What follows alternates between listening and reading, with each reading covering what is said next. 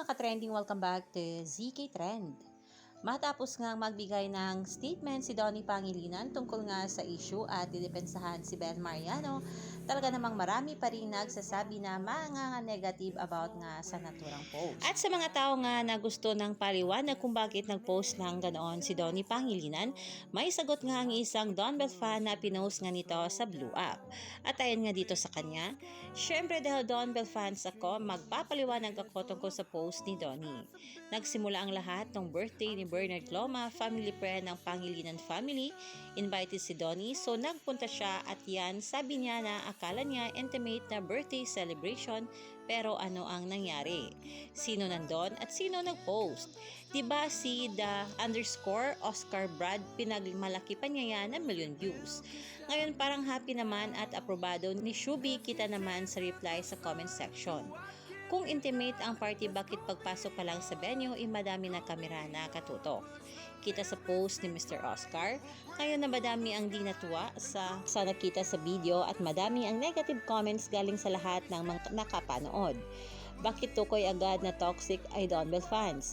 Laman po kami ng social media. Sa tingin nyo, di namin alam kung saan galing ang pambabash, pero bakit Don Bell fans agad? Damay na pati si Bell, kaya nag-post si Donnie kasi nadamay na si Bell sa lahat ng pangungutya. Hinihingi na ang ibang fans na magsalita na siya at tinawag na siya na clout. Walang at kung ano-ano pa. Ngayon nagsalita, baliin na naman na negatibo ginawa niya. Kung tatahimik may masabi, ngayon na nagsalita may masabi pa din. Kami na Don Bell fans po, di ugali na makialam sa ibang artist kasi ang focus namin ay sa Don Bell lang talaga. Pero bakit kami na agad ang tinuro, may patunay ba? Sino ba nag-utos na kumilos ka ng di ka nais-nais sa video tapos pinuna kilos mo, damay mo mga nanahimik? Mahirap man o mayaman na buhay kinalalakihan natin, lagi tinuturo sa atin kung paano kumilos ng tama, lalo kung may kasama tayo na ibang tao. Kung gusto maging huwaran, dapat kumilos din tayo ng naayon sa lugar, okasyon at kung sino na mga tao ang nasa harap natin.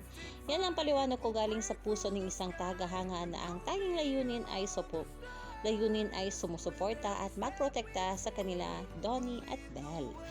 At ang naturang post na ito ng naturang fan ay isa lamang yan sa mga paliwanag nga ng mga Don Bell fans na kung saan nga ipiniliwanag nila kung ano nga ba ang naging intensyon sa naging statement ni Donnie Pangilinan. Kayo mga ka-trending, anong opinion nyo at reaction nyo tungkol dito?